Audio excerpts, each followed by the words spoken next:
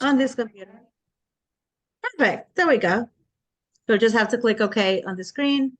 But that's what helped me, Patty. I'm glad it helped you and you saw the difference because, you know, for me, the English words get come and go and like all confused. But if I translate them into Spanish, then kind of the description of the difference, the definition, kind of it's more clear.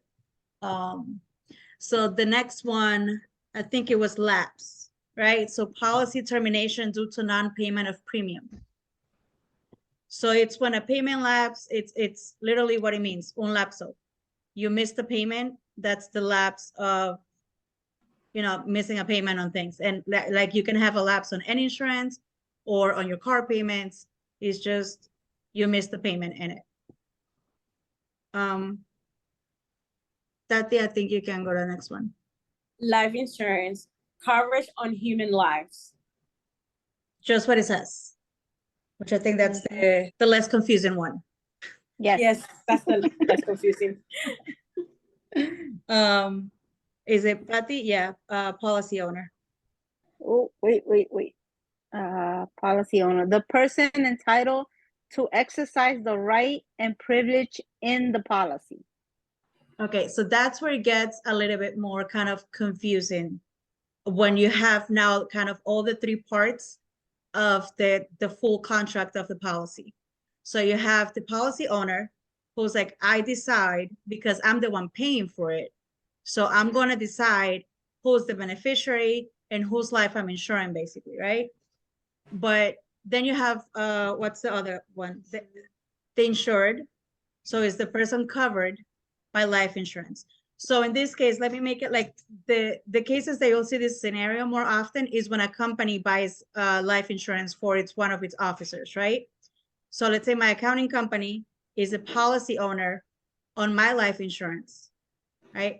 I'm the insured on the life insurance, and then the beneficiary is my company as well. Do you see how like it goes into the thing? So if I pass away, my company can keep on going without me, right? Now you won't see that, like it's not normal for me to go and buy policy. Like I cannot go and buy a policy on Patricia's life and then kind of cut the brakes in her car and then cash out. You know what I mean? Like it's a lot of things like you can't do that, but I'm the policy owner on my kid's life insurance. I'm glad you love me. Always. So that's the case that you will see them more often when you're the company kind of insuring the officers, or when you're a parent insuring your kids' lives. So you're the policy owner, they're the insured, and then you or whoever you're choosing is the beneficiary of the policy. Right? So we can see kind of like that triangle more in those. So I know you guys, have you guys gone through like the whole chapter and trying to like read and go through it? Yeah, I have.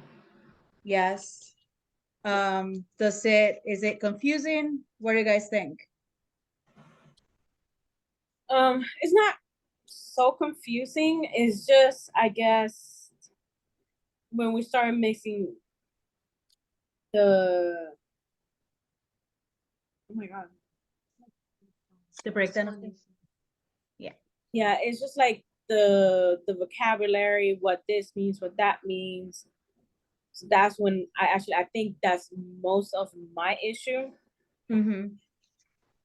I'm trying to see like an easier way. We're gonna go through basically like the terms that it has here. Okay. Just so like maybe by saying it all together and kind of what we all get from everything, it's gonna be kind of easier or better understanding for us, or translate it into Spanish in our head. Like that's literally what helps, because then it's another voice basically on another language telling me the same thing that I'm reading.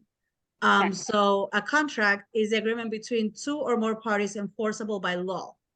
So think about your landlord-tenant contract, your mortgage, it's a contract. You know, it's like it has unique aspects of things, and then it's between two people, right? Most of the time. So because of the aspects of insurance, if you have gone through like your training applications and like your field training appointments, you know when you're doing those applications, a ton of questions or maybe like 10, 15 questions, like towards kind of almost towards the end where they have to sign. And it's because it's a big contract, right? It's on their life. It's not a car, it's not a property, it's irreplaceable what you're insuring. And so because it's irreplaceable, then this contract does have 4 parts going into it. So it's 4 elements in order to be a fully enforceable legal contract for life insurance. So the agreement is one of them, which is the offer and acceptance. Basically, I'm offering you $50,000 of coverage for $30 a month, and then you accept it or you don't. You know, we look for that thing. Then we have the consideration, which is something of value that each party gives to each other. So something of value the company's given us is the death benefit, and something that we're giving the company is the payment, right? So it's that interchangeable of values that we're doing. So we get a benefit out of it at the end. I mean, not at the end, like if something happens to us, and then they get our payments every month. Competent parties, competent. Yes, what she said. It's the third part. So that just means that you have to be competent in order to be part of the contract. Like, are you of legal age? Do you have any mental illness? Are you very vulnerable right now? Like that, those are all parts that take into place in order to qualify as a competent party. And then a legal purpose, right? The purpose of a contract must be legal and not against public policy. Let me see, it's actually over. So in order to make it legal, for the legal purposes, I have to have insurable interest and consent. So a contract without a legal purpose is considered void. So this is what I was like joking around saying, like, I can't insure Patricia's life and then cut her brakes, right? It has to have a legal purpose to insure her life and cannot be enforced by any party. Like the only ones that can enforce this contract is the parties involved.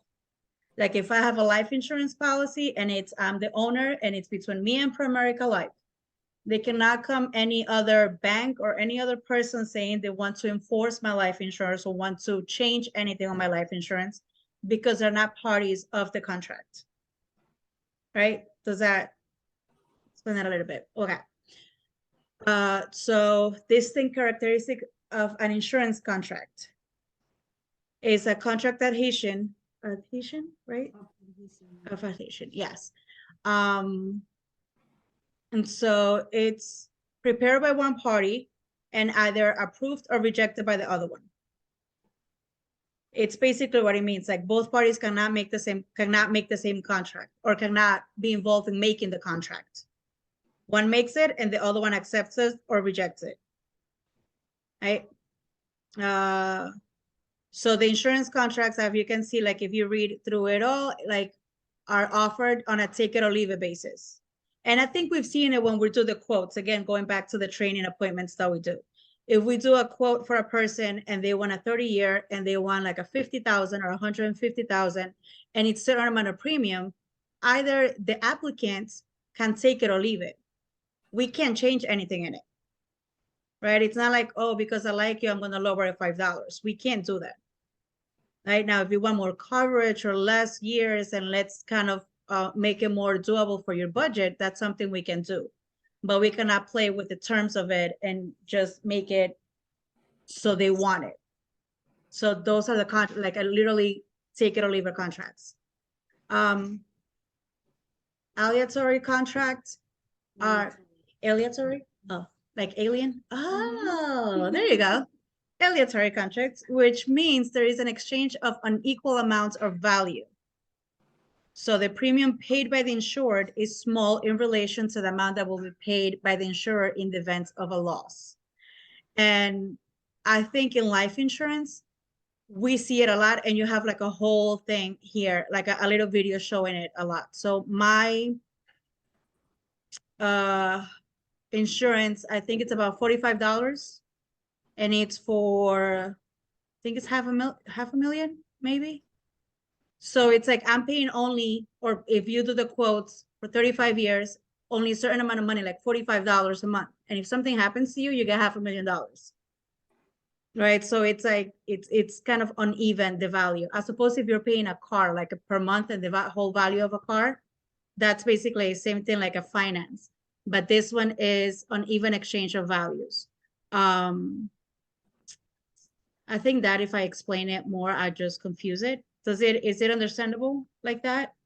Which is life and health are basically the same. You pay a certain amount per month, and then at the end, if something happens and you get hospitalized, the insurance pays a lot more money than what you're putting in.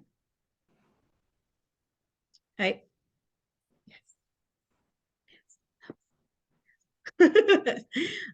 Unilateral contract is only one of the parties of the contract is legally bound to do anything. So the insurer makes no legality binding promises. However, an insurer is legally bound to pay losses covered by a policy in force.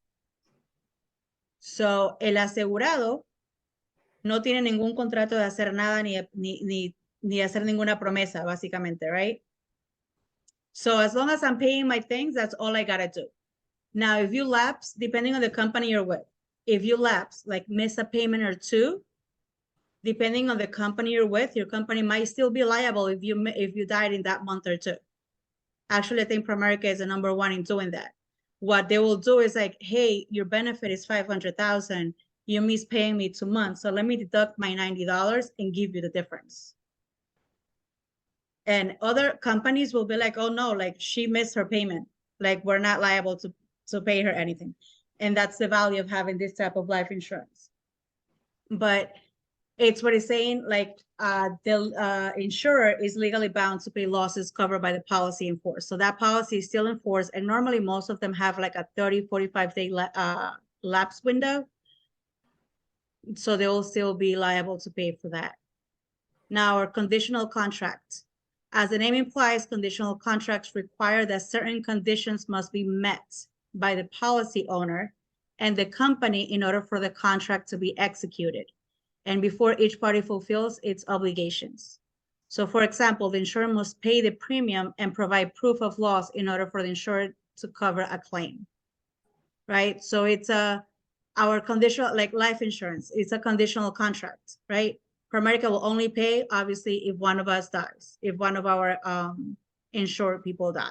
And all the insured person has to do is just show that they've been paying the premium. Right? So, it's a warranty. I always have problem with that word and many others. It's just an absolute true statement upon which the validity of the insurance policy depends. Breach of warranties can be considered grounds for voiding the policy or a return of premium. Because of such a strict definition, statements made by the applicant for life and health insurance policies, for example, are usually not considered warranties except in cases of fraud. Honestly, I did not see this word in the exam, and I don't think, did you see it?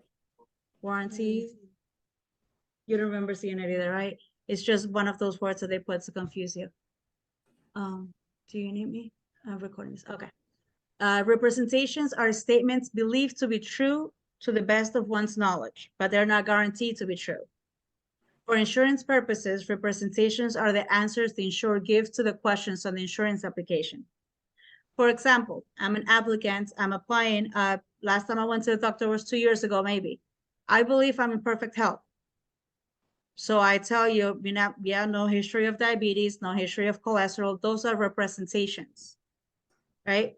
Now, if I choose to do blood and urine, which most people do, and then something comes up, they don't believe that I commit a fraud because I gave a representation of what I thought was my health at the moment, right? That's why they come with those, when they find something, then they renegotiate and they tell you, hey, because we found this, now your premium is that.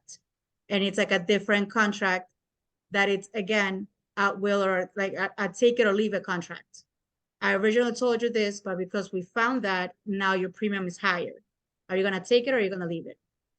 Right? There is no other option in there. Untrue statements on the application are considered misrepresentations and could void the contract.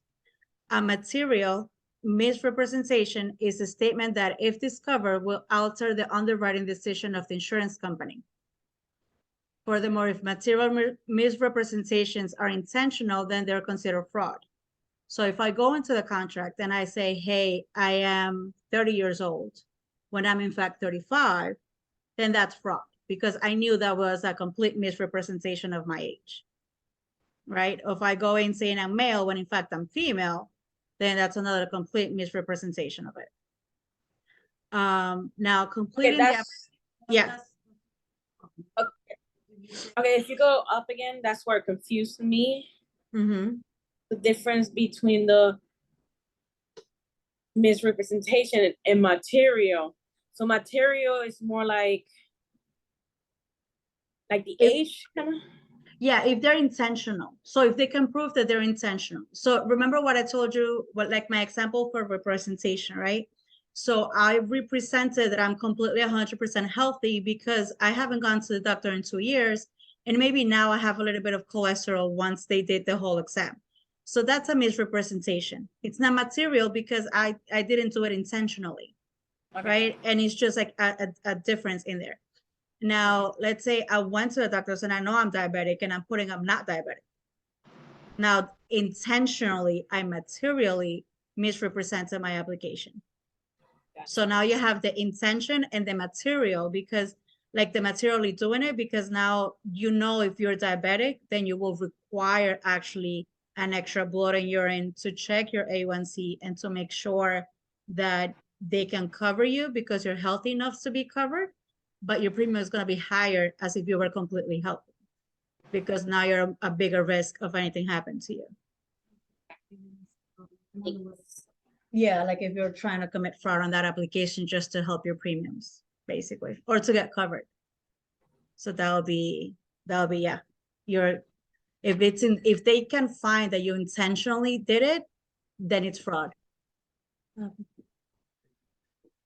Oh, I thought you were doing two. I was gonna be like, Ellie's here and I'm on camera, babes. You can't. He said it undoing his tie and about to undo his shirt, and I'm like, I'm recording this meeting. I can't.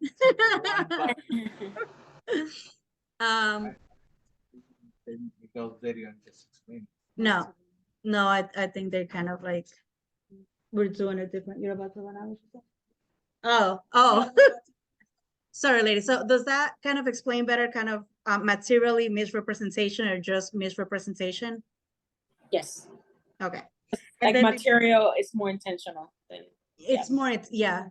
It's and then like it's more intentional, and then if they find intentional, it's fraud.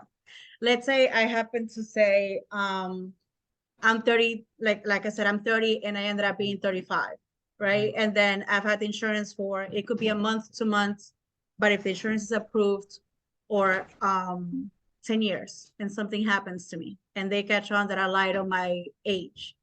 Age by itself, depending on the company, they could go back and kind of recalculate, well, this is the benefit that they had, and this was their age, or this is how much they paid, this is how much the benefit would have been. And they have the choice of just paying what would have been. And then depending on the company, they can just void it and be like, no, she intentionally lied. Right? So age is a little bit more different. But if I say I'm completely healthy and I don't do blood and urine, I just do the power one, and then I happen to die of a heart attack because my cholesterol is under control, like completely out of control. Thank you. It's out of control. And I kind of knew because I was on kind of medicine that I wasn't taking. Then they're going to be like, no, you committed fraud. She committed fraud. Unfortunately, there is no death benefit to be paid because she went into the contract knowing lying for it. Gotcha. Right? Completing the application. So the application is the starting points and basic source of the thing. Do you guys want me to go through completing the application? No, I think the application is very. It's okay. Perfect, because I know you guys did that last time with Miguel. So we require the signatures, changes. So one thing that I'll tell you about the applications, you'll think they're all the same because it tends to be all the same on the ones that we've done. Sometimes they change the questions in the orders that they are or where the yes and no are. So if you're trying to fly through them, you might miss something or just put that somebody works at a funeral home, but they don't. So just read them, because that happened to me last time. And I was like, but what?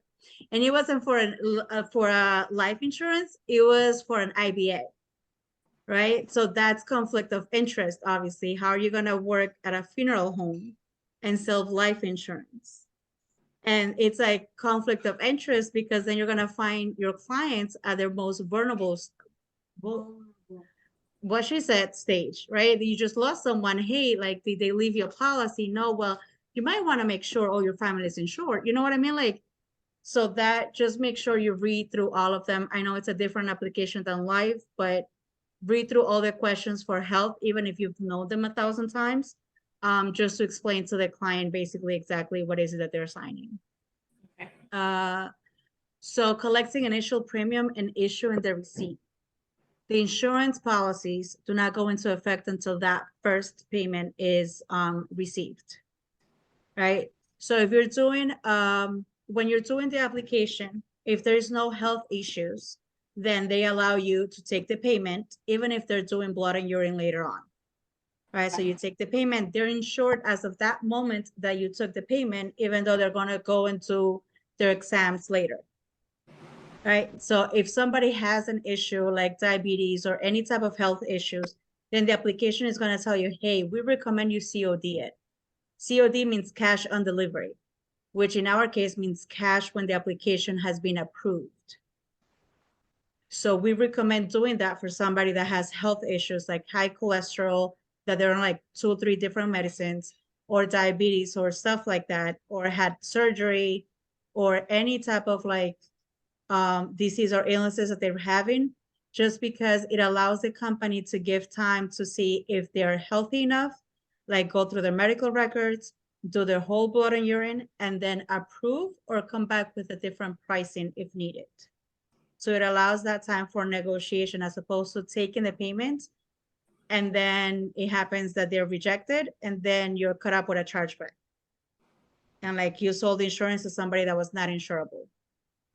So it's kind of going the extra step for the customer as well. Hey, I'm not going to charge you anything because I want to make sure you're completely covered.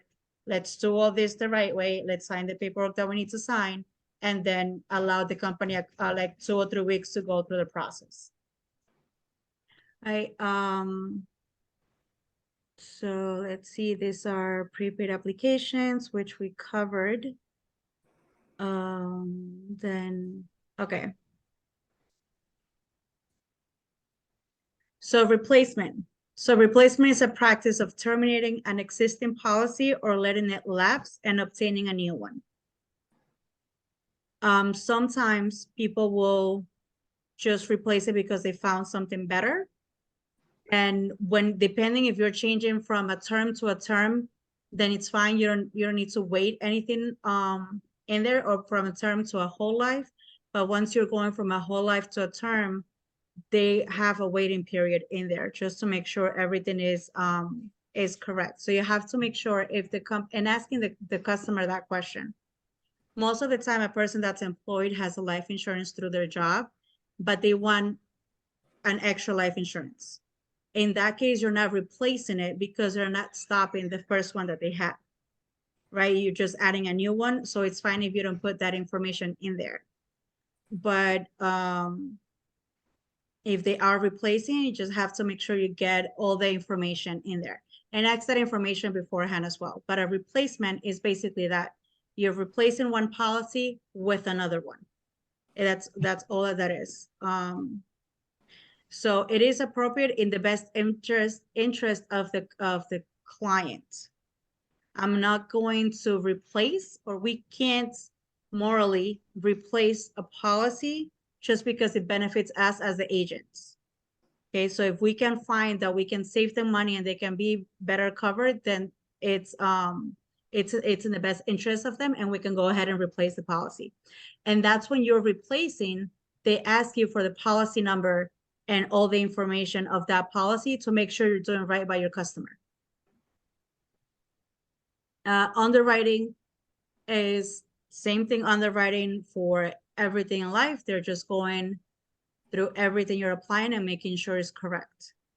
So in the case of life insurance, they're going through your records, through the answers that you have, if you did your blood and urine, they're going through those analyses and making sure everything makes sense to go ahead and approve the policy. Let's see. Insurable interest. That sounds very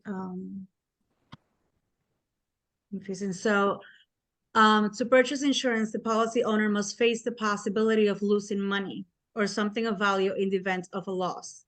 This is called the insurable interest. In life insurance, insurable interest must exist between the policy owner and the insured at the time of the application.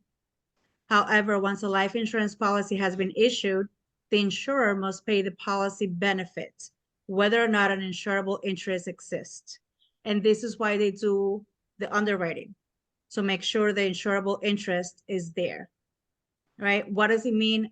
For me, and honestly, it might not be 100%, but the way I see it, it's you're an insurable interest if you're healthy enough for me to insure you. Because then I know I'm going to make money. You know what I mean?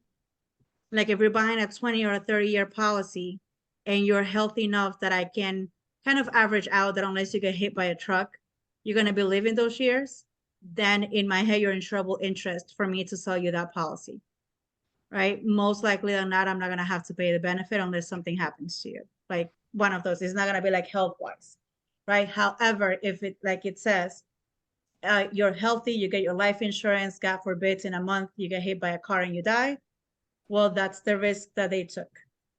And they still have to pay the full policy out. Welcome back, Mildred. Glad you got home safe. A valid insurable interest may exist between the policy owner and the insured when the policy is insuring any of the following. So the owner's life, like the policy owner owns life, the life of a family member, so a spouse or a close blood relative, like the spouse or my kids, the life of a business partner or a key employee, like I was saying, like the company buying me life insurance. Those are all insurable interest. The insurable interest must exist at the time of application. It does not mean it needs to stay, right? So for example, they have an insurable interest in me right now because I'm fully healthy. God forbid, in a year or two, I get, I don't know, diabetes, cancer, whatever. I'm not longer, you know, the insurable interest is no longer that high, but it was at the time of application. So they cannot like cancel the contract or say, hey, we're not insuring you anymore, right? Sources of underwriting information, well, they get that from the application, from the reports, investigation, consumer report, or an inspection. It's basically like if they run the credit through the Fair Credit Reporting Act. If they go and get your medical records, that's another type of sources for underwriting information. Once you're on the field, you're going to see it because sometimes they're like, hey, we need to go ahead and ask for medical records. And they're going to send you a form or they're going to tell you which form they need the customer to sign. So you're going to know kind of what underwriting is looking for. Because every time they want something different, they'll ask you for a form for the client to kind of approve that they're allowing them to go and look into those places. And let's see from here. So I'm just going down these things that I don't see.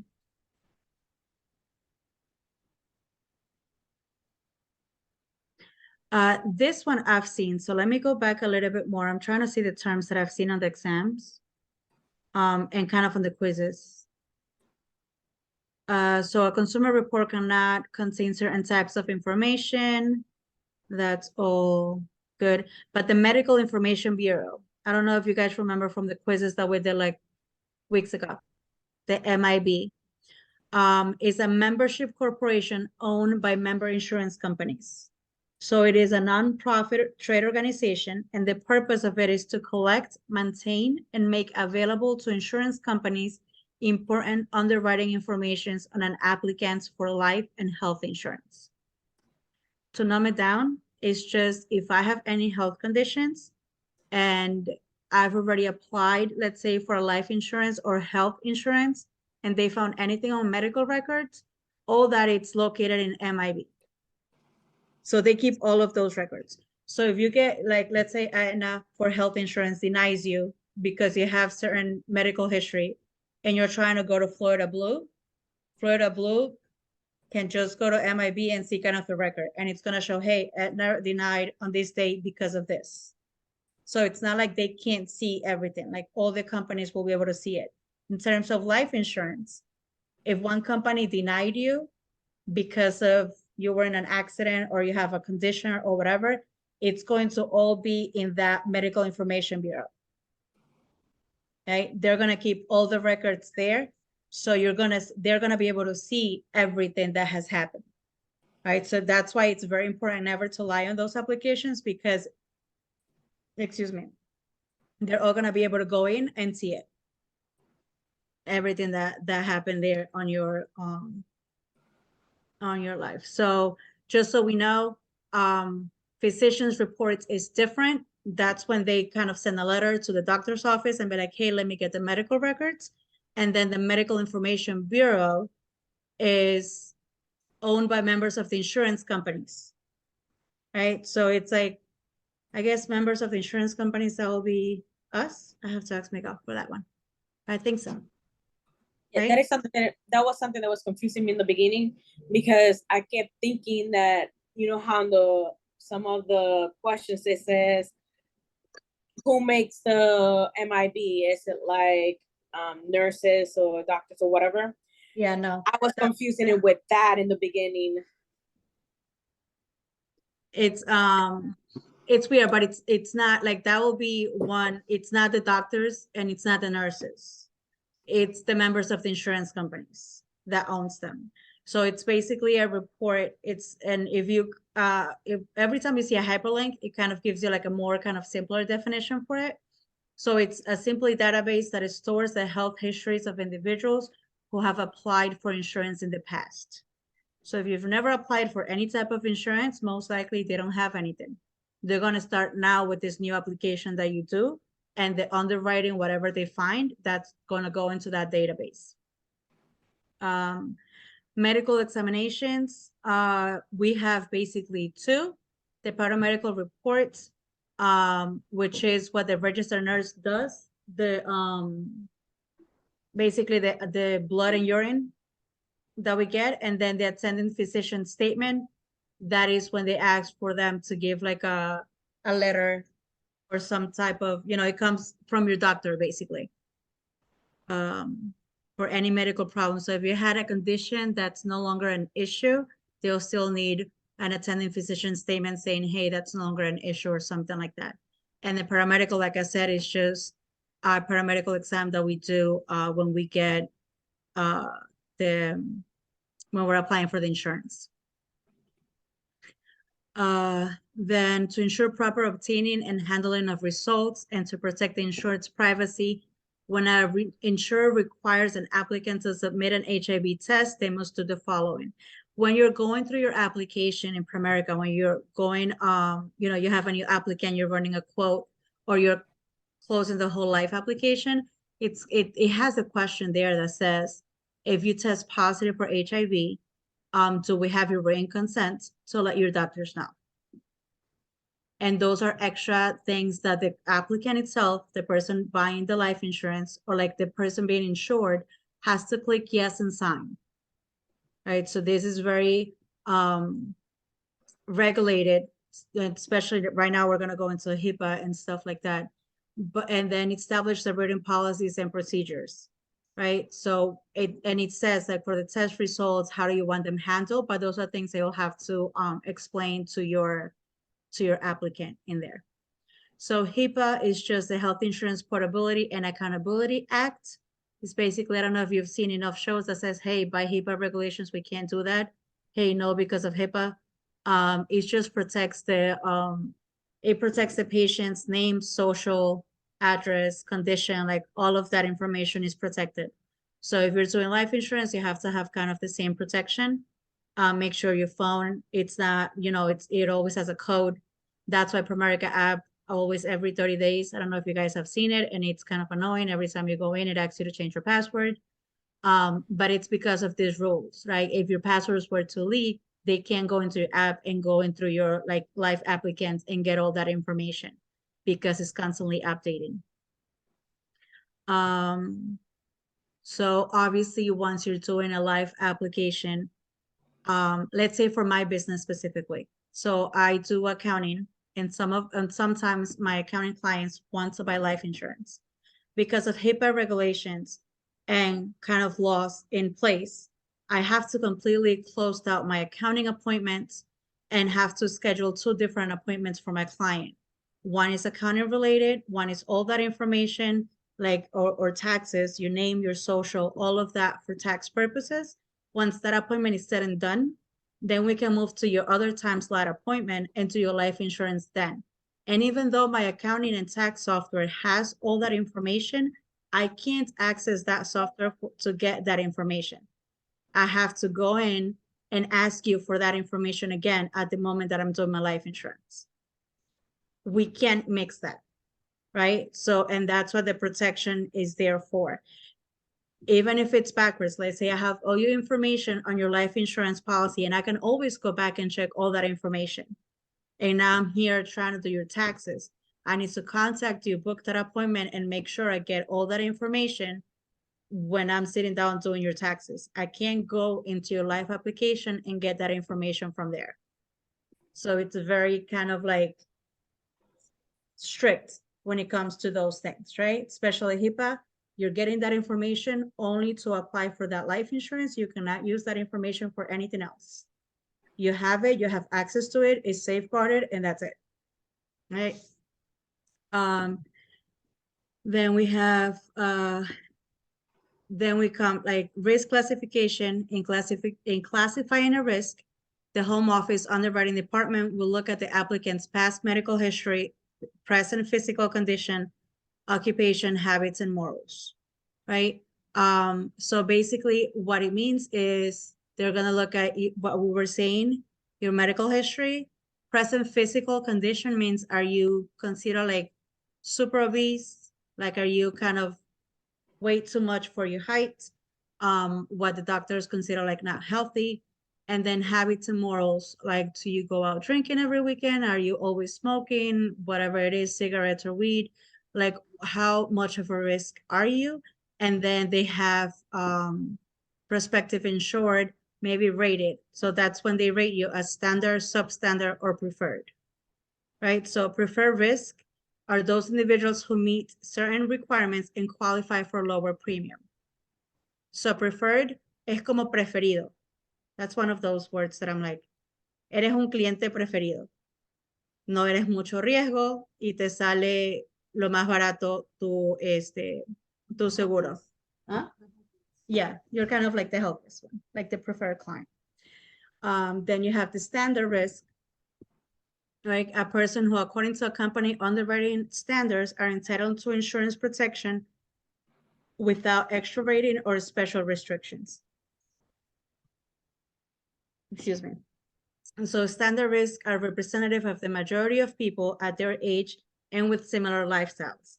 So el preferido, eres súper saludable, tienes una actividad física activa, tienes buena conducta, no haces nada, no fumas, no bebes, no, o sea, súper, súper, súper así como que bien, recto. El estándar es la gente común así como nosotros, básicamente.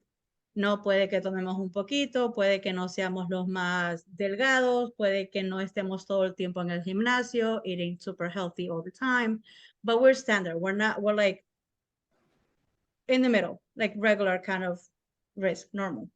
And then you have the substandard, like the high exposure people. So applicants are not acceptable standard rates because of physical condition. So ahí puede ser la gente un poquito más obesa o gente que no hace ejercicio para nada, has a history of family illnesses, like tienen qué sé yo, colesterol, diabetes, ataques del corazón, cáncer, like todo el historial médico, or tienen dangerous habits. That it's not only drinking and smoking. That might be you enjoy parasailing and throwing yourself Skydiving. skydiving, yeah, throwing yourself from a plane and bungee jumping and all that stuff. So if you're one of those, then they rate you, right? To see what's the risk. So of course, preferred risk es el premium más, lo mínimo que te lo pueden dar. Standard, it's average, but it's a little bit higher than the preferred. And then substandard, that's when your premiums are super high compared to the preferred person or to a preferred applicant. Applicants who are rejected are considered declined risks. So risks that the underwriters assess are not insurable are declined. That might be there is no insurable interest. The applicant is medically unacceptable. The potential for loss is so great it does not meet the definitions of insurance, or insurance is prohibited by public policy or is illegal. So unfortunately, I had a client in Ohio. She was declined because of her health. She's 30 years old, but she already went through kidney failure because of a bacteria found in an AC. So completely not even habits or medically thing. It was just something that happened. My best friend was declined because of lupus, and she's had lupus since she was like 20 something. So, and we're the same age. So she's 36, completely uninsurable. Now then you have, like my father-in-law has had open heart surgery. According to most life insurance companies, he's already completely high risk and therefore non-insurable. So you can have like different examples, right? Stranger-originated life insurance, an investor. So the stranger is when a person that's not related to you purchases of a life insurance on the insurance life with the intent of selling the policy to an investor and profiting financially when the insured dies. It's called STOLI. Are financed and purchased solely with the intent of selling them for life settlements. So I've heard of people doing this when they're trying to, when they know it's going to happen and they're trying to get out of debt. But let me keep reading and see if there's an easier explanation for them. So STOLI violates the principle of insurable interest. Remember what I was saying before when I explained the insurable interest? I can't insure Patty and then cut her breaks. So this is basically the same, right? Like you're trying to buy it for an investor. So it violates that part of insurable interest, which is in place to ensure a person purchasing a life insurance policy is actually interested in the longevity rather than the death of the insured. Because of this, insurers take an aggressive legal stance against policy they suspect are involved in STOLI transactions. Note that lawful life settlement contracts do not constitute STOLIs. Life settlement transactions result from existing life insurance policies. STOLIs are initiated for the purpose of obtaining a policy that would benefit a person who has no insurable interest in the life of the insured at the time of policy origination. So a bunch of confusing words. An investor, we're going to go through the graph, which is going to make it kind of how to recognize those policies better. I got to be honest with you, I don't remember seeing this on the exam either. Investor-owned life insurance policy is another name for a STOLI, where a third-party investor who has no insurable interest in the insured initiates a transaction designed to transfer the policy ownership rights to someone with no insurable interest in the insured and who hopes to make a profit upon the death of the insured or annuity. So STOLI, you're buying a new policy on a stranger and there's no insurable interest. And then life settlement is selling an existing life insurance policy.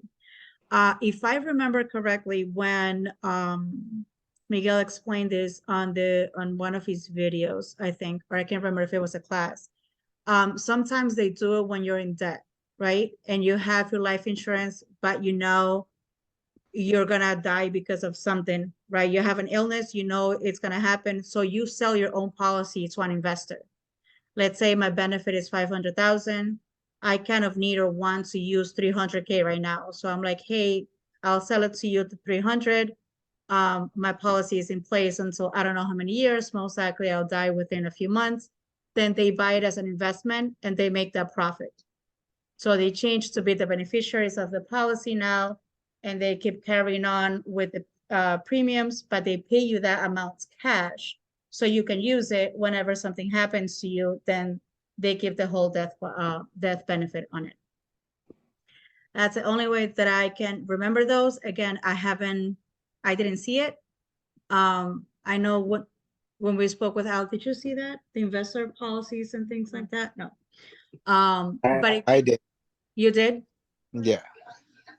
See, the thing is that the questions are randomly, but yes, they do ask you a basic knowledge of what Stoli is. So just, they're not gonna go into detail, but as long as you know that it's a person selling their life insurance, that's basically what it is. So as long as you know that it's totally is for investment purposes, like an investor buys the life insurance. Okay, so let's see. So delivering the policy, that's just basically to deliver a receipt. Like once they deliver the whole thing, once it's approved, it goes on the mail. In this case, an email, unless you choose otherwise, they'll get the full policy in there. Let's go through just a quick notes like the buyer's guide. It provides basic generic information about life insurance policies that contains and is limited to the language approved by the Department of Insurance. So the document explains how a buyer should go about choosing the amount and the type of insurance to buy. So buyer's guide is just that, es una guía de comprador. So it guides you on how to buy your insurance. Okay, so it's generic information. It's not information about the policy itself that you're buying. A policy summary is a written statement describing the features and elements of the policy being issued. So that has the summary of what you have right now. So it must include the name and address of the agent, the full name and home office or administrative office address of the insured, and the generic name of the basic policy in each rider. I actually just saw the policy summary and I wish I could have kept a copy.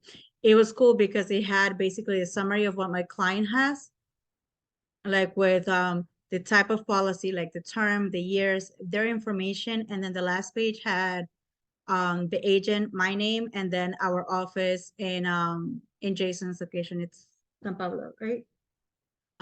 So it was cool because they had that information there. Yeah, it was that location over there. So the policy summary must be provided when the policy is delivered. Fortunately, we don't have to do that. As soon as we do the paperwork, Primerica will mail them or email them their policy summary. So just know this kind of between these two terms, because I know in the quizzes it messes up sometimes. A buyer's guide is generic information. So es una guía de comprador como la puedes conseguir en cualquier tienda, cualquier guía de comprador para lo que sea que vayas a comprar. Now, a summary is the summary of what you are purchasing or what you already purchased. It has specific information on the policy you're getting. And then the buyer's guide is generic information. It does not, it could be for you, for your neighbor, for your cousin. It's completely generic. And so the term illustration means a presentation or depiction that includes non-guaranteed elements of a policy or individual or group life insurance over a period of years. A life insurance illustration must do the following: distinguish between guaranteed and projected amounts, clearly state that an illustration is not a part of the contract, and identify those values that are not guaranteed as such.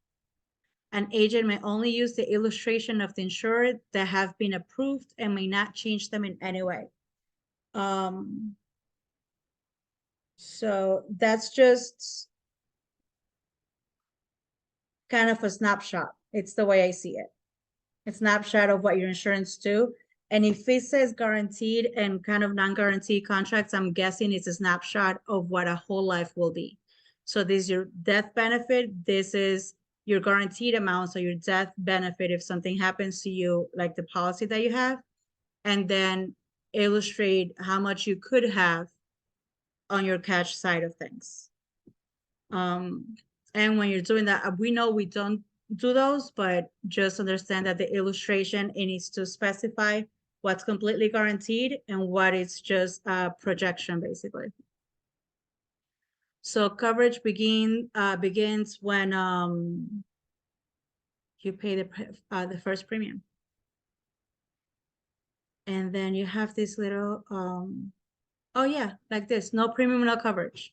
So if you haven't paid or your customer, remember what I said at one of the examples I gave, like cash on delivery, like once your policy is approved, then there is cash, like there is the first payment going in. Until that first payment is not cashed out of their bank account, they do not have coverage.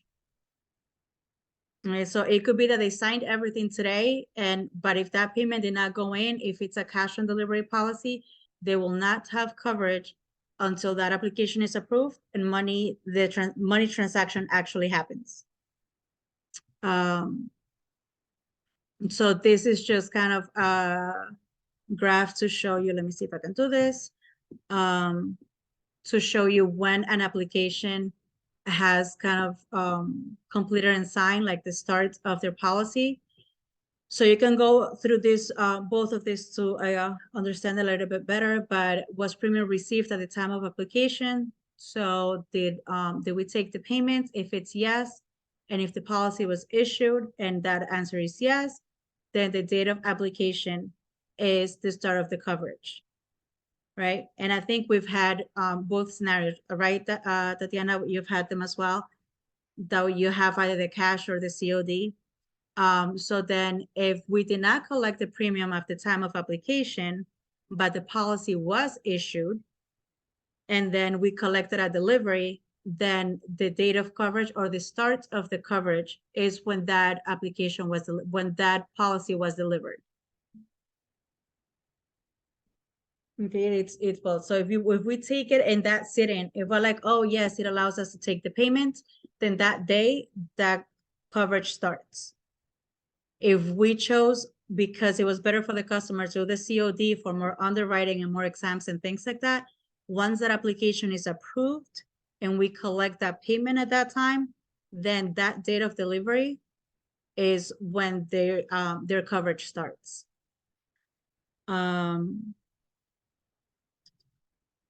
So this one is can somebody read this so I know how it's pronounced? Because I've seen it in the mortgage classes too. Is it the Gramm-Leach? Bliley? Will that be it? Okay. Gramm-Leach-Bliley Act. Stipulates that in general, an insurance company may not disclose non-public personal information to a non-affiliated third party. So that's that this act protects your privacy. So under this act, no insurance company may be able to sell your information to a non-authorized person and non-public information. What do I mean with public information? If I Google your name, can I find the information? Then that information is public. Obviously, your social security is not public. Your address may or may not be public, depending on what you do and kind of the security that you have in your social media. For the most part, it's not public. Same thing with your phone number and things like that. So it's, that is basically all it says is that they can't disclose the non-public personal information. It requires 2 disclosures to a customer, a consumer who has an ongoing financial relationship with a financial institution. So when the customer relationship is established, so the policy is purchased, and before disclosing protected information. So we have to disclose those to the customer. Then we have the Anti-Money Laundering, the USA Patriot Act and Anti-Money Laundering Act. Here you can, if you want to read them to get more. And then let's go through the general recap and see if we pass the quiz, okay? So general concepts for insurance. let's do it the same way. Let's each of us read a kind of a section, okay? Tati, can you start with the insurance for the general concepts? Is it Tati or Patty? Tati, you're right below me. When you say Patty, I confuse it too. All right, so insurance transfer the risk of loss from an individual to an insurer based on the principle of indemnity, Indemnity.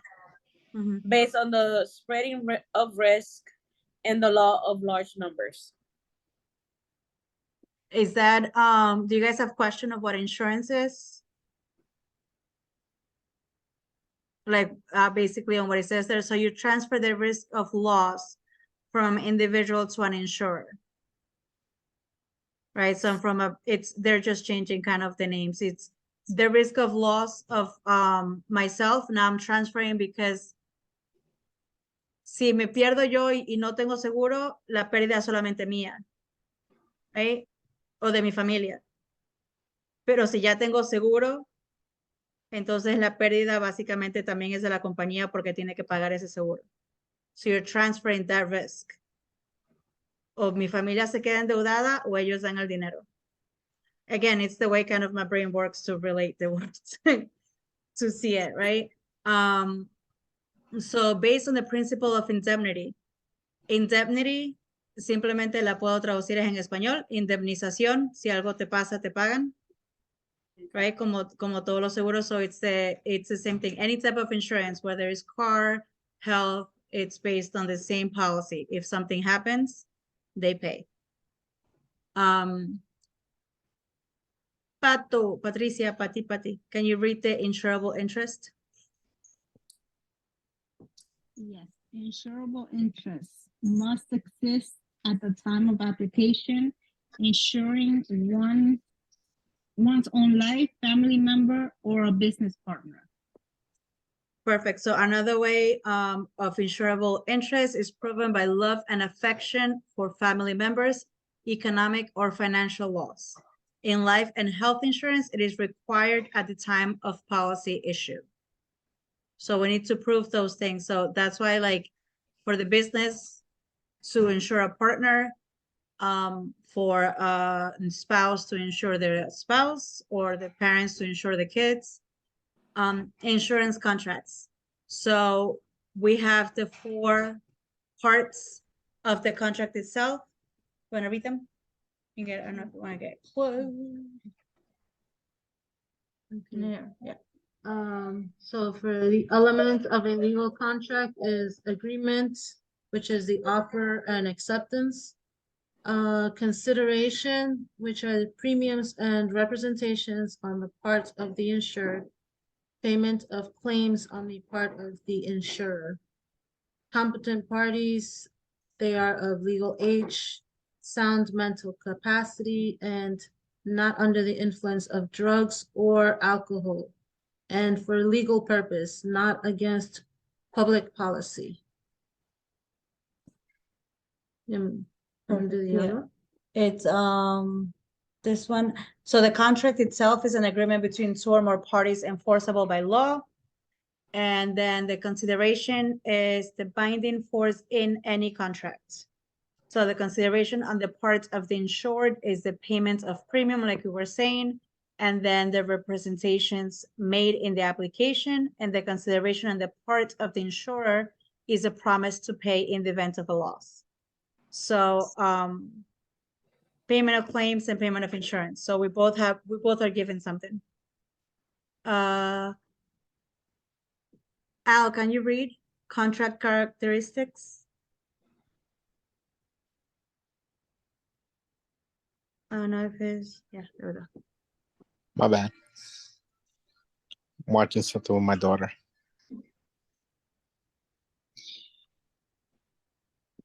Can you see it or no? Do you know if Mildred is Hold on. Yeah, I had to just blow it up. Attention. One party. I'm sorry. I'm on my phone. One party prepares a contract. The other party must accept it as it. And aleatory, exchange of equal amounts. Condition, I'm sorry, unequal amounts. Conditional, certain conditions must be met, and unliteral, only one of the parties to the contract is legally bound to do anything. Perfect. So in other words, adhesion is a contract offered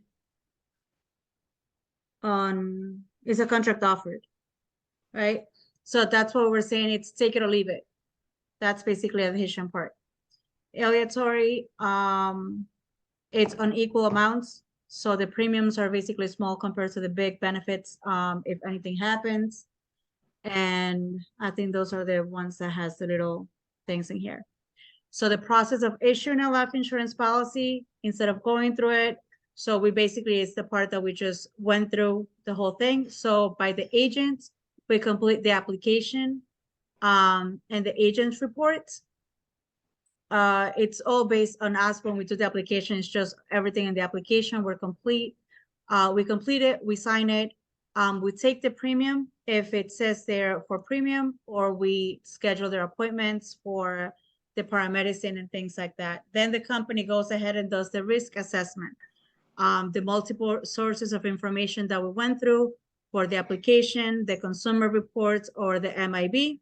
And then they classify the risks between the three types of risks that we saw: the standard, substandard, and the preferred.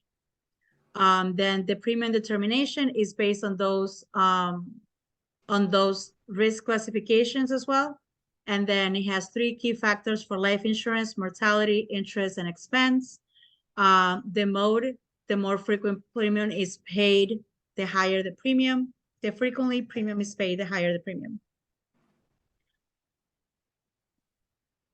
That I haven't seen on ours. It must be on other ones.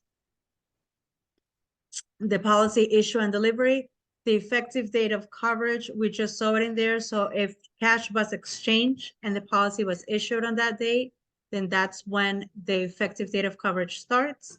If we had to do the cash on delivery, whenever that cash transaction happens and they issue the policy, that's when coverage starts for that policy. Then we saw a few regulations, which I know we're going to see again in the next chapters. So the Fair Credit Reporting Act, it protects consumers against circulation of inaccurate or obsolete personal information or personal financial information. So that's when you report to the credit bureaus and things like that. So that's why they say we adhere to the Fair Credit Reporting Act. They cannot just make stuff up, right? It needs to be accurate information that they can validate and things before they put it on your credit. The Gramm-Leach-Bliley Act prohibits insurers from disclosing non-public personal information to non-affiliated third parties, which means is that the non-affiliated, the ones that are affiliated are like the agencies that are regulating everything. They can always share the information with them, but they cannot just share it with, I don't know, whoever wants marketing material or marketing people. And then you have the U.S. Patriot Act, which helps address social, economic, and global initiatives, the anti-money laundering standards, and the suspicious acts reports. Then you have the video. So let's go through a quiz. What did you guys think? See how we do. So which of the following it's not the consideration in a policy? A, the premium amount paid at the time of the application. B, the promise to pay covered losses. C, the application given to a prospective insured. Or D, something of value exchanged between the parties. Hi. What do you guys think? So which of the following it's not the consideration in a policy? The premium amount paid, the promise to pay cover losses. Remember, it's not.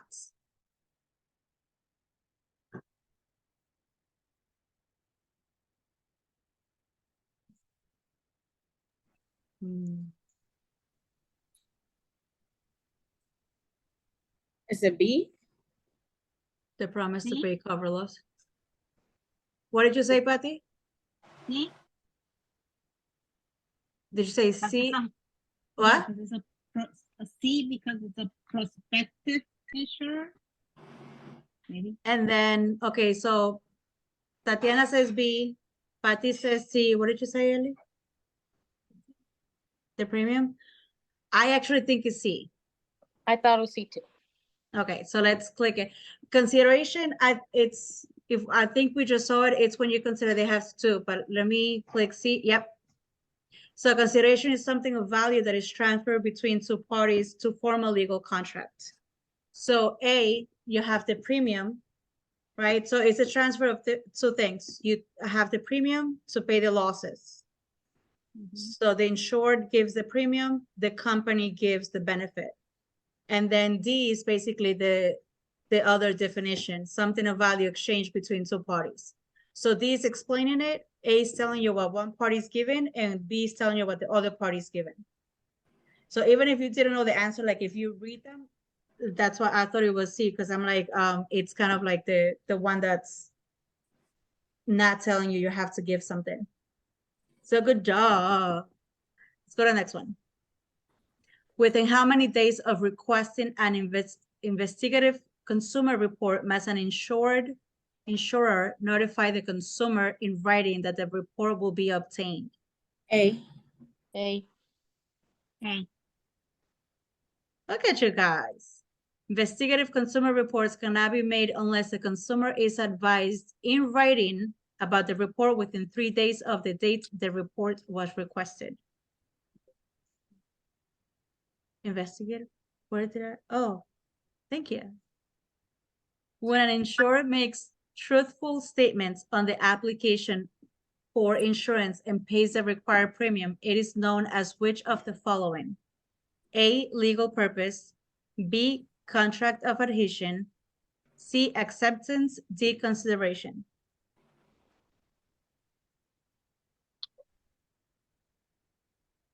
Acceptance. The insurance makes useful statements on the application. Required payment is not usual. I see how it could be acceptance. Insurance makes truthful statements on the application.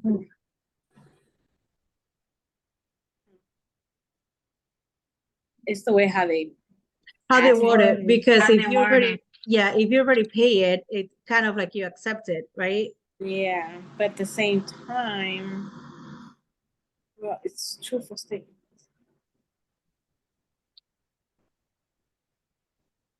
And then you guys want to try adhesion, I mean acceptance and see, or Yeah. contract of, yeah, and between B and C as well.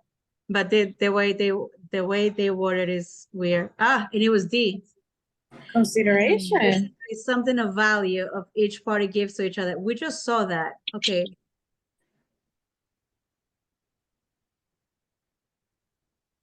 Oh, because you see what it says, when an insurer makes truthful statements on the application for insurance and pays the required premium. So it did its part to have the consideration for that thing, but like we see it the way we word it. And You again, see what I'm saying? yeah, I didn't even think about consideration because we already had like 2 questions about it, or like 1, I think it was, right? Yeah. Consideration on the parts of the insured is the payment of premium and the representation made in the application. So consideration, payment of premium, and the representation made. So if those 2 are mentioned on the question, then we know they're talking about consideration. Okay, so just for thought in here. Untrue statements on the application unintentionally made by the insured that, if discovered, will alter the underwriting decision of the insurance company are called material misrepresentation, fraudulent statements, warranties, or common errors. So I think I heard an A. Yeah, I said A. You guys want to go with A or want another minute? On No, because it's unintentionally. It's unintentional, so it's not fraudulent.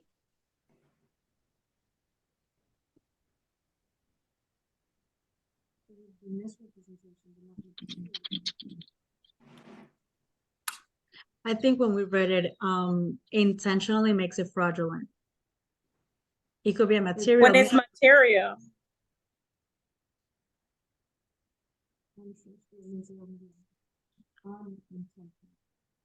because it's unintentionally, Mhm. So if it's covered, we're out to the, yeah, I guess A, or you want to try A? You want to try? Yeah. What do you say? Try A? Trying. just try it. Mhm. Good. So I know what you were saying, and unintentionally basically means misrepresentation or a material misrepresentation. Once you're talking about intentionally, then it goes to fraudulent. So it's the difference between basically A and B. If we would have said application intentionally made by insured, it would have been B. Unintentionally is A. Common errors, I don't remember seeing them in what we went through right now. Warranties, I know we skimmed through it. But a material misrepresentation is that if discovered, it changes, like me changing my date of birth, basically. It's gonna change the decision of the insurance company, or will alter the underwriting, basically, or a health question or things like that. Something that will materially change the outcome. So question 5, an underwriting may obtain information on an applicant's hobbies, financial status, and habits by ordering medical examination, an attending physician statement, an inspection report, or a medical information bureau report. See, See, Okay, so let's play. Can you guys say a word that starts with the letter? Because over here, everything here is the same. cat. inspection report. So cat, and Mildred tiene AC. Which one did you say?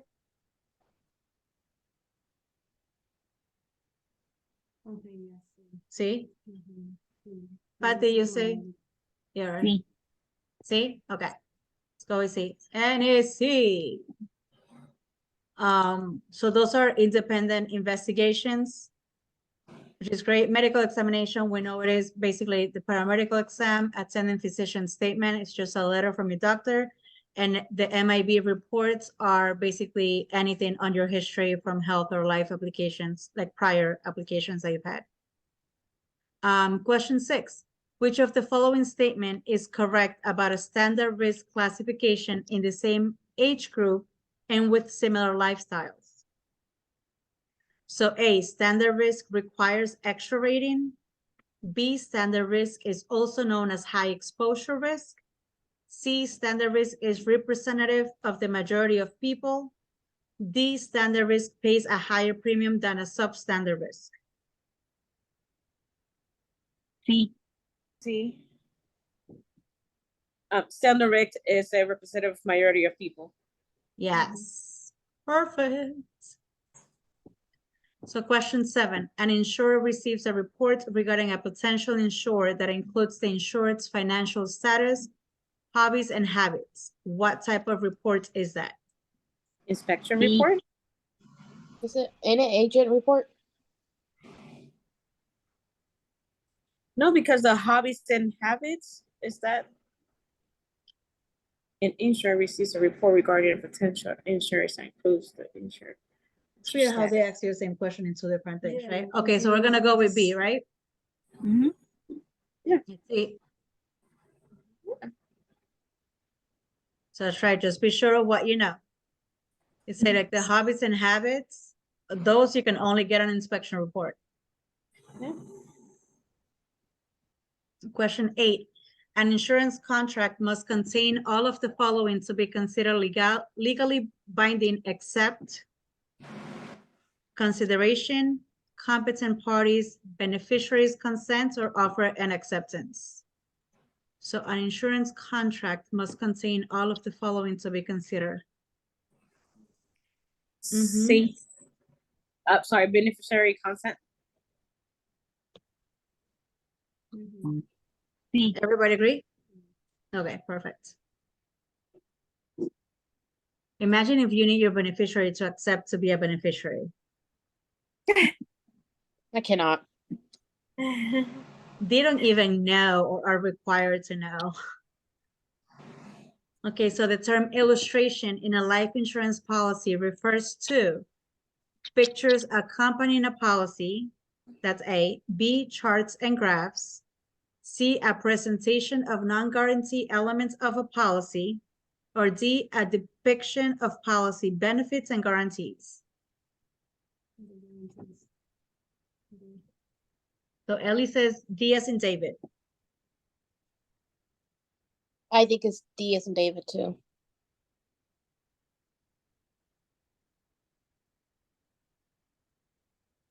Go.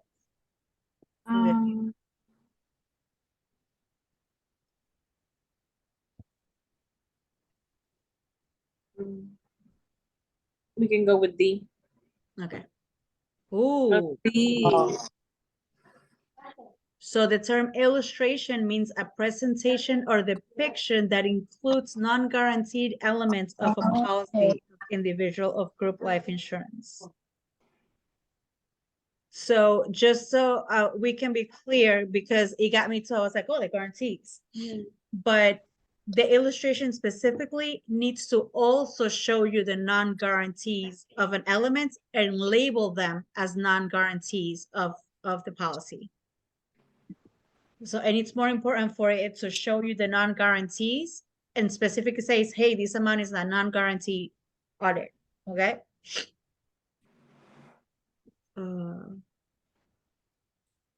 Another name for a substandard risk classification is A, elevated, B, rated, C, controlled, or D, declined. Rated. Rated. We got B, B, B, B. Got it.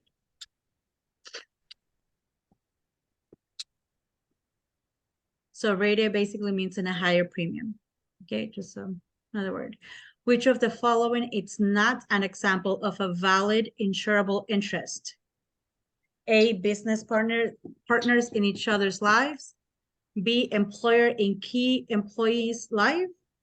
C, child in parents' lives. Or D, debtor in the life of the creditor. Can't see that word. Thank you. It's always a D and a T. So we're talking about insurable interest at the time of the application. So which one do you guys? D as in debtor in the life of the creditor. Yes, and David, let's try that one. Yep. So that will be a case of it's not lawful to get that type of insurance.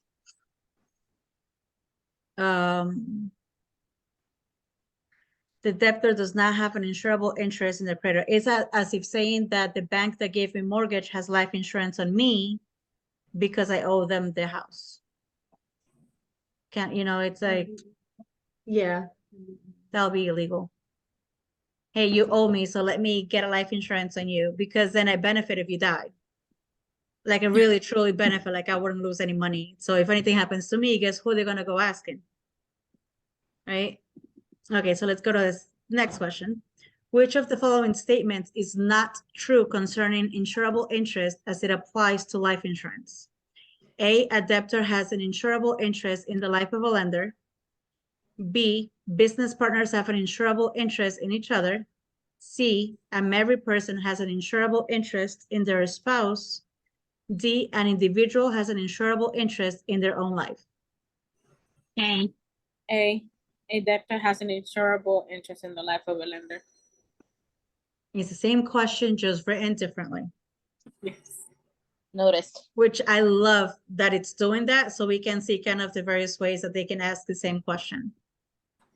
So question 13, when both parties to a contract must perform certain duties and follow rules of conduct to make the contract enforceable, the contract is A, conditional, B, aleatory, C, personal, or D, unilateral. Unilateral. I'm starting with your tia Jessie.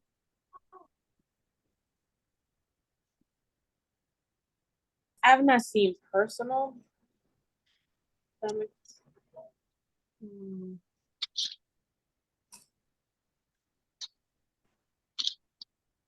Does anybody think anything? I think it's Correct. D as in David. So let's, so Ellie says it's conditional. So I know we saw conditional like in 2 or 3 different questions at the beginning. And it was when you have both parties, right? That they had to perform. So for me, it will be conditional as well. So if we For go, me, yeah. right, it's just another way that they're asking basically the same question. Ellie just kind of went through process of elimination. It was like unilateral means only one. It's asking for both parties. Personal basically just means myself. Again, it's asking for both parties, and aleatory is when it has different values. It's uneven, basically. So let's go with A and let's see what it says. It's A. So it's just a given when it's talking about like both parties needing to do something in order for the contract to be active or enforceable, it's conditional. Question 14. Very good If, job. if I can add in that specific question, remember it's asking you that in the question it says that certain things need to be met. So if it's telling you that certain things need to be met in order for it to do, it's conditional. You'll get you get a cupcake if you do 10,000 push-ups. It's a condition. So that's how you have to keep it in mind whenever they tell you things need to be met in order for something else to happen. It's only on the condition. Perfect. Question 14, if an insurer requires a medical examination of an applicant in connection with the application for the life insurance, who is responsible for paying the cost of the examination? A, the examiner, B, the applicant, C, the insurer, or D, the cost of the examination will be waived. And I don't see specifically today we saw this, so might be from, if you read the whole thing, insurer? Ensure. Insure. Okay, so everybody's saying C. Let's go with C. And see, look at you guys. So during the underwriting process, an insurer may require that an applicant receive a medical examination. The insurer is responsible for the associated cost of the examination. So the insurer is el asegurador. So la compañía que te está asegurando. Perfect. Last question. An insured pays $100 premium every month for his insurance coverage. Yet the insurer promises to pay $10,000 for a covered loss. What characteristics of an insurance contract does this describe? Aleatory. Sorry. No, it's okay. You guys can read it. So you're saying aleatory. Ellie says Yes. aleatory as well. Do we go with aleatory or somebody wants to like read it a little bit more? Aleatory. Aleatory, okay. Perfect. So you have unequal amounts between it. So let's go to next. And you ladies killed it with an 86. Yay. Perfect. So we got 13. How did you guys feel about the concepts of chapter 1 now? Because I know you've seen it a few times. So hopefully. Yes, I feel a little more comfortable. One, how you explained certain things and how you translated certain words that never came into my mind to actually translate it. Yeah, it's for me, English complicates a lot of things, and some words sound super smart and super complicated in English. Once you translate them to Spanish, you realize how simple it is. And so we have that kind of advantage, I guess, all of us in this call that we speak both, like just translate it into a language that works. So it's 10:30. let's do chapter 2 tomorrow, again, from 9 to whatever time it takes us. I just don't want to keep you guys like another hour to do another chapter, because I know when I was studying, chapter 2 was the one that took me the longest. Right? You too, and I think Patty as well. And you guys too? Okay, so let's take our time with chapter 2 tomorrow. Again, you're welcome to come to the house. We can do Zoom, however it works for everybody. Just make sure if it works for you to take notes, that you're taking notes. If you already took notes and you want to bring them, or you have already questions, bring them as well, and we'll go through them, okay? So I hope this helps, and I hope in 7 days, you guys can sit for that exam feeling fully prepared. Yay! All right, ladies, I'll see you tomorrow. See you tomorrow. And thank All you. You're Thank welcome. you. Yes, Bye. thank you. Bye, Ellie. It's, oh, I think I have to stop the recording first.